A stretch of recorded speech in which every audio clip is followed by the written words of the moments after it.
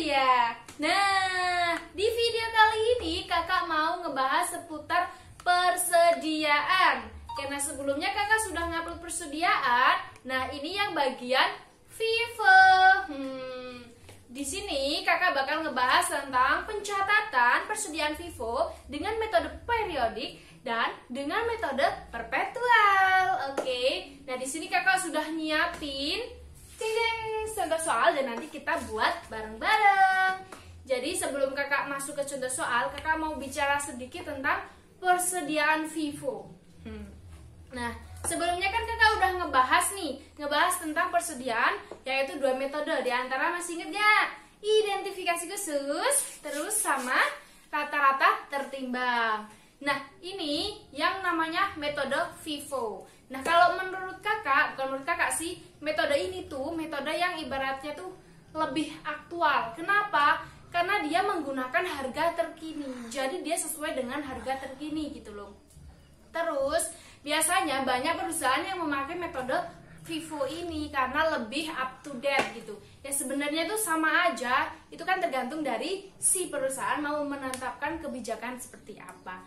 Sebenarnya begini sobat, dalam persediaan itu ada 4 pencatatan. Yang 3 tadi kakak sebutin, yang satu itu metode LIFO.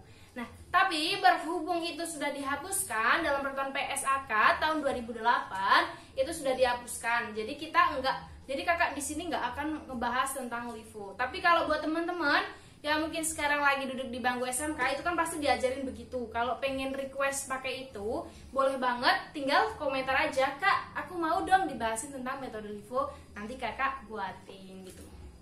Oke, sekarang kita langsung masuk aja ke pembahasannya, oke?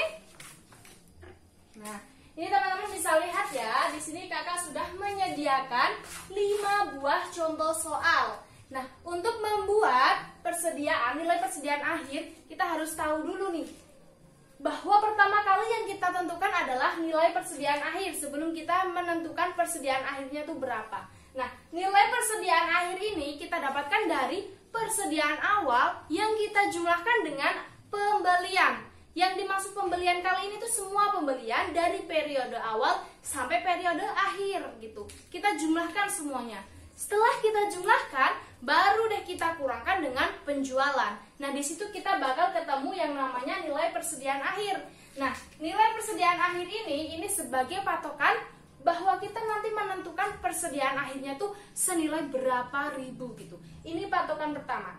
Oke? Nah, tadi kakak udah menyampaikan bahwa rumus untuk mencari nilai persediaan akhir kita dapat dari persediaan ditambah pembelian dikurangi penjualan. Nah, dari contoh soal yang kakak buat di papan, ini kita bisa lihat bahwa persediaannya itu senilai 1000. Kita tulis di sini 1000. Nah, terus pembeliannya tanggal berapa aja? Ini ada nih tanggal 3 ada pembelian, terus tanggal 15 juga pembelian. Nominalnya berapa? Kita tulis dulu 900 sama 800, dah. Nah, baru deh kita kurangkan dengan penjualan. Penjualannya tuh ada di tanggal 8 sama tanggal 30.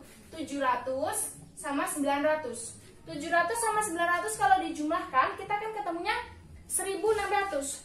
Nah, hasil penjumlahan tadi kita kurangkan dengan penjualan. Kita dapat 1100 unit.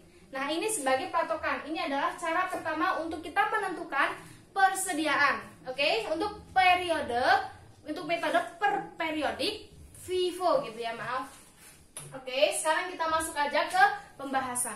Jadi begini teman-teman, dalam menentukan nilai persediaan akhir dengan metode periodik FIFO, teman-teman tahu kan FIFO itu first in first out. Barang yang pertama kali masuk keluar pertama atau MPKP. Masuk pertama keluar pertama. Nah, itu kan rumusnya, namanya.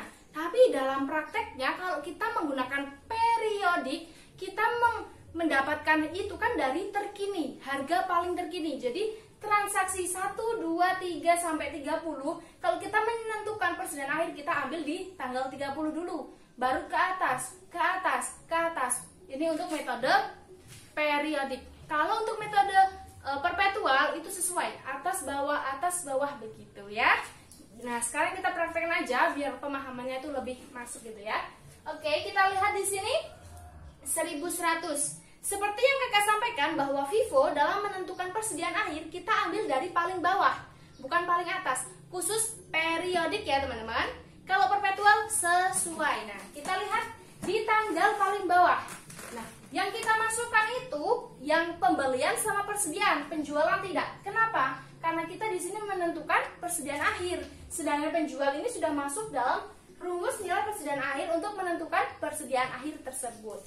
Jadi kita ambil yang pembelian di tanggal paling bawah, berarti kita masuk di tanggal, kita tulis gini, tanggal 15.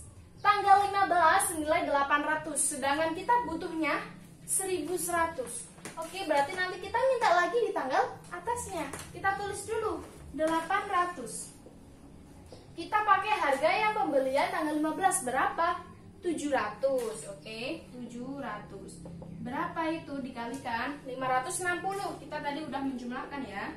560.000. Nah, terus kita ambil lagi di tanggal atasnya. Tanggal atasnya 15 yang merupakan pembelian adalah tanggal 8. Oh, tanggal 8 penjualan, bukan, berarti tanggal 3 ini pembelian. Kita ambil dari sini 900 tersedianya kan? Kita udah mencatat 800, kita butuhnya 1100, berarti kurang berapa? 800 tambah 100, 900, tambah 100 lagi 1000, tambah 100 lagi 1100. Berarti kita butuhnya 300. Berarti kita tulis di tanggal 3, 300. Harganya pakai harga tanggal pembelian tanggal 3 berapa? 800. Ya, 800. Kita hitung aja 8 kali 3 berapa? 24. Nolnya ada 4, berarti 1, 2, 3, 4. Nah, seperti ini. Nah, terus kita tambahin aja 560 ditambah 240 berapa? Kita korogapet 0, 6 tambah 4, 10, sisa 1, 5 tambah 1, 6 tambah 2 8, berarti 800. Jadi persediaan akhirnya itu berapa? 800.000 gitu. Nah, ada lagi dalam menentukan beban pokok penjualan. Beban pokok penjualan itu bisa kita sebut dengan HPP atau harga pokok penjualan. Nah, penghitungan ini biasanya kita perlukan kalau kita menggunakan metode perpetual. Tapi tidak menutup kemungkinan kalau misal kita sebagai seorang pelajar, sebagai seorang akuntan, kita diminta sama atasan kita atau guru kita contoh soal itu dalam menentukan HPP. Jadi, kalau penentuan HPP itu rumusnya itu cukup sederhana, yaitu barang siap dijual tinggal dikurangi dengan nilai persediaan akhir. Tinggal dikurangi persediaan akhir ini. Nah, barang siap jualnya itu gimana Kak? Kita nyarinya. Caranya begini. Nah, ini yang dinamakan barang siap jual. Ini Kakak lingkarin ya. Ini namanya barang siap jual. Kenapa? Karena ibaratnya kita punya persediaan. Persediaan di awal senilai begini, kita nilaikan 1 juta. Terus ada pembelian. Pembelian berarti itu masuk ke dalam persediaan. Persediaan kita segini. Terus penjualan. Penjualan bukan lagi persediaan karena kita mengeluarkan barang kan? Kita mengeluarkan barang ke orang, jadi itu udah milik hak orang lain. Jadi kita nggak perlu ngitung. Yang kita perlu hitung adalah barang persediaan yang masih stay di tempat kita kerja atau di soal yang kita hadapi gitu ya. Nah, setelah kita jumlahkan seperti ini, kita totalin aja berapa nih? Kita pergabit aja, 0, 6 tambah 2, 8, 7 tambah 5 berapa? Hitung bareng, 7, 8, 9, 10, 11, 12. 12 berarti sisa 1, sini berarti 2. 2.280.000. Nah, ini namanya HPP. Kita tulis HPP adalah barang siap jual dikurangi persediaan akhir. Nah, barang siap jualnya 2.280.000. Kita tulis 2.280.000. Kita kurangi dengan 800.000. Berapa? 0 kurangi 0, 0, 8 kurangi 0, 8, 12 kurangi 8 berapa? 4. Sisa 1, berarti 1.400.000. Nah, ini yang dinamakan HPP. Jadi, teman-teman paham kan? Dalam menentukan persediaan akhir, langkah pertama kita harus mencari nilai persediaan akhirnya berapa. Masih ingat kan? Kakak ulangi lagi, bahwa mencari nilai persediaan akhir, kita harus menjumlahkan persediaan di awal ditambah dengan pembelian, di mana pembelian itu menyangkut dari transaksi pertama sampai transaksi terakhir. Setelah kita jumlahkan, kita kurangkan dengan penjualan-penjualan yang terjadi dalam satu periode. Nah, setelah itu baru kita masukkan ke dalam rumus FIFO. Gini ya, rumus FIFO kalau periodik itu kita ambilnya dari bawah. Ini kebalikan dari LIFO, teman-teman. Kalau LIFO kan last in last out, itu ibaratnya barang yang terakhir kali masuk itu yang dikeluarkan pertama gitu. Nah, seperti itu. Nah, ini kan sudah kita ketahui bahwa nilai persediaannya segini, terus persediaan akhirnya segini, HPP-nya juga segini. Nah, nanti tinggal permintaannya aja mau dibuat jurnal atau enggak gitu kan.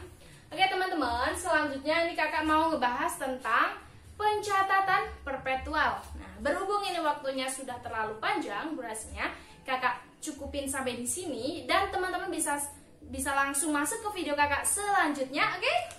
Oke, terima kasih. Tetap